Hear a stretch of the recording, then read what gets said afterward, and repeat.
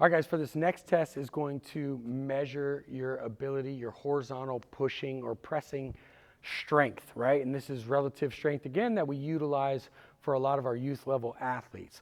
And what we're going to perform is a max repetition of hand release push-ups. Now, the reason why we do hand release push-ups is because by performing a hand release push-up, the athlete gets a little bit more of the accuracy of the movement that we're trying to perform.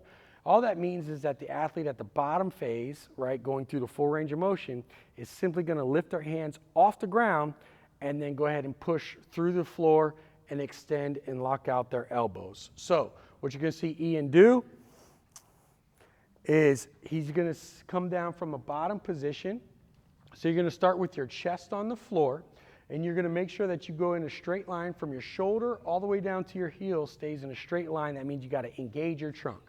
Now the athlete, Ian, is going to start by pushing away from the floor, locking out the elbow. Go ahead, push up, boom, that's one. As you can see, he came all the way down. You can keep going a couple more. All the way down to his chest, and he released his hands rapidly, put them back down to the floor, and push up away from it. And every single repetition is counted that he's able to lock out those elbows. Now, the reason why we love the hand release, you can take a break. You could go all day if you wanted to. The reason why that we do the hand release is for us to be able to keep those elbows in tight when we're pushing. We've seen a lot of different variations, a lot of different technique when it comes to push-ups, especially for youth athletes learning this. If you can't do one, that's fine. Just go ahead and track it down at 0. If you could do 50, go ahead and mark down 50. Just remember that you can only release for a minimal time.